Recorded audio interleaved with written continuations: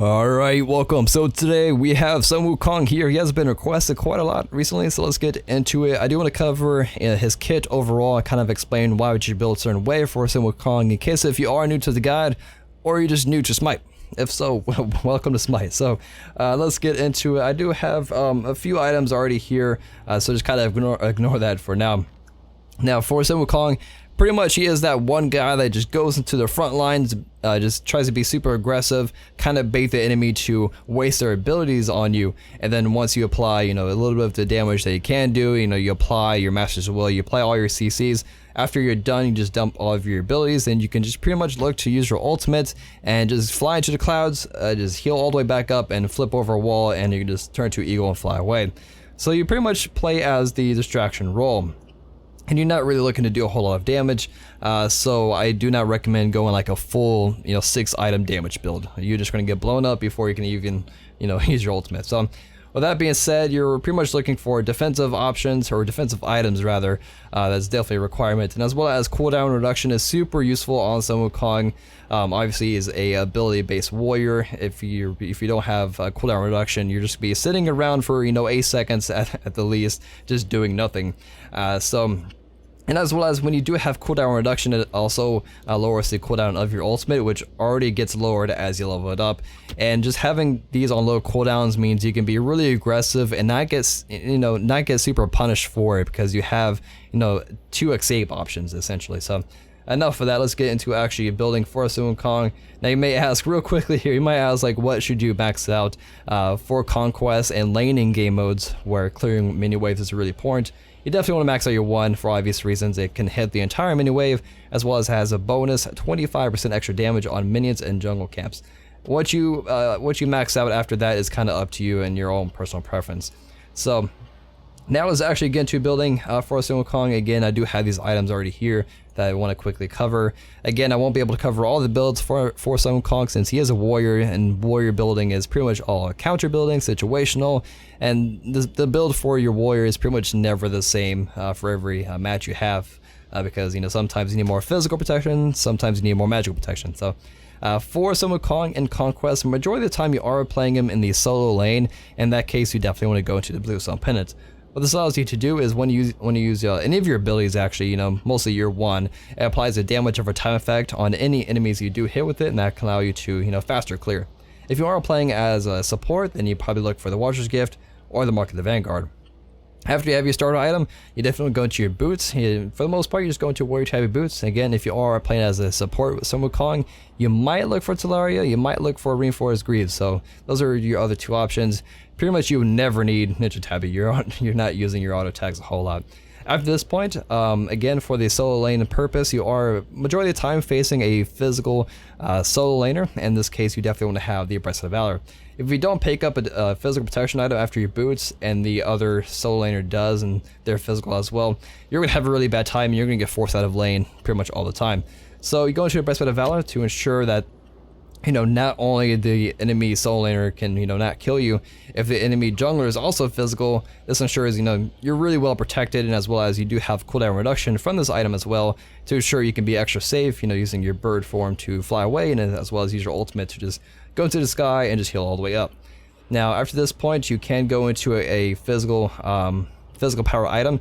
If you do plan to go into more power options, I would definitely recommend Transcendence, and the reason why it's pretty cheap for the amount of physical power it does give you. Even if you have no stacks, like for example, I have 85 physical power, you pick up this item, and I have 168 without any stacks. Now, of course, it is mana based, so being level 20 helps, as well as having the Breastplate of Valor helps as well, because it does provide you with 300 extra mana.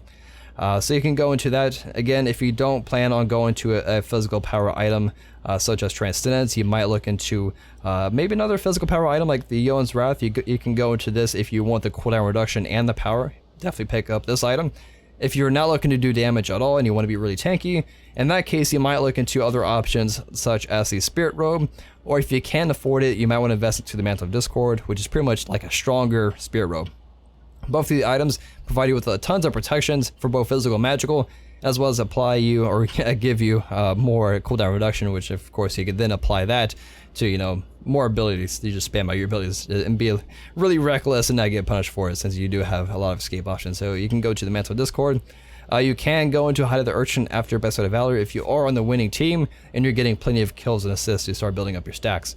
But for now, let's just go into Transcendence, kind of go into like a bruiser build for Sun Wukong. If you do go into a damage item in this item slot here, you definitely want to have a magical protection item that has HP right afterwards. And the reason being is obviously Breastplate of Valor has no HP and none of these items have HP. So you definitely want to have HP and magical protections. If you don't, your magical protection is going to be super low. So once you go into like a team fight, that Scylla is just going to blow you up. So magical protection item options, the best ones are pretty much the Borg of Hope. If your support cannot afford it, or you know doesn't want to go into it, then you can maybe go into Howard Amulet, looking to be more supportive with the aura. If you're looking to, you know, slow down the healing and high health regeneration gods like, you know, Shock of Amon or Hercules, you might look into Pestilence. Genji's Guard would be a good option to replace the Breastplate of Valor if you are laning against a magical god in that case. But those are pretty much your few options for magic protection. After that, I do have Titan's Bane here. This just kind of ensure that the power you get from Transcendence isn't completely useless, and you actually have Pin to help complement all that power you have, and just have Titan's Bane here. And then as far as the starter item, regardless of what you picked up for it, you can sell it mid to late game. You know, you can probably sell it to finish off, you know, Borg of Hope, or finish it off to or sell it to finish off the Titan's Bane. And then you can go to any other item that you wanted to get before. Some pretty good situational items for Sun Wukong and most warriors would definitely be the Winged Blade. Obviously it's really good as far as countering slows, as well as giving you more movement speed, more attack speed, which is okay. The CCR is great to ensure you don't get, like, you know, stun locked forever, as well as the health. For the amount of gold it costs is super cheap, and it gives you a really high HP, like 300 health. So in case if you went to a build that doesn't have too much HP, this is a really good item to go into, and again, super cheap.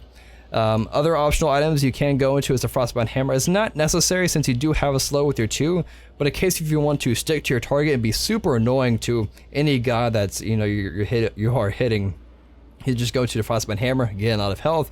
It also reduces their movement speed by 30% and reduces their attack speed by 15% for 1.25 seconds. So it's a really strong item to go into. If you want to be, again, more supportive and you will allow your physical gods to do more damage, then you might look into Avoid Shield. Again, if you didn't pick up Mantle of Discord, or if you didn't pick up the Spirit Robe, you can always pick it up now since you only have the 20% from your Breastplate of Valor. Again, the cap CDR is 40%, so you know, just watch out, don't overcap your cooldown reduction. So, you know, you can just pick up Mantle of Discord as your last item, or you can pick it up in place of Titan's Bane and then get Titan's Bane as your last item. So there's a nice variety of builds you can go into. It's all just knowing all the items in the game, memorizing what all the items do, and know what items to pick up, you know, and what in specific situations. So again, other good defensive items would be Midgarded Mail to help you know, kind of fight against the auto attack based guys. You can go to Midgarded Mail. Even Hide in the Mini Alliance pretty decent for that. And so that's pretty much all I wanted to talk about for Sun Wukong. Again, won't be able to cover everything. As far as relics, as far as the solo lane, you definitely want to go to teleport. This will allow you to get back to your lane really fast, so you don't have to keep wasting your bird form to get back to lane. But actually between teleport and your bird form, so if you do have your teleport on cooldown, you can just use your 3 and just fly to your lane. So this allows you to kind of get the snowball rolling and kind of be in lane a lot more often than your enemy, and allow you to get a gold and XP lead on them. Now I do want to cover a build real quickly for Arena and a Clash, more casual game, that's a little bit more popular. Now, sadly, if you do pick a warrior in Arena or Clash, they may think that you're trying to play as the main support and the main tank, and that's pretty common. So you're probably going to go into some defensive items just in case. Now, for Arena, you can either start into your boots right away, or the more common route is actually start with the defensive item as your very first item, since you don't have to travel a long way from base to the fight. So you can hold out on boots until your second item. So you can go to Hide the Urchin. I would probably do this, just go to Hide the Urchin, your very first item. That way you can get stacks early on. Then go into your boots. And then from the rest of your items, it just kind of depends on what you need. What you definitely do need is like some cooldown reduction, so you can go into maybe like the Yeon's Wrath. You can maybe go to like a Breastplate of Valor. It's really up to you. So you can just go into both. Go into Breastplate, go into Yoan's Wrath, and then you can go to a magic protection item, maybe like the Borg of Hope, and then you can top it off with like a Titan's Bane or any other item that you wanted to. So you can go into something like this, somewhat of a hybrid build. Again, you can always mix and match the build. Like let's say if you don't want the Yoan's Wrath, you don't want to be tanky, and then you just go to Mantle Discord. And this way you have tons of both protections and your powers, it's okay.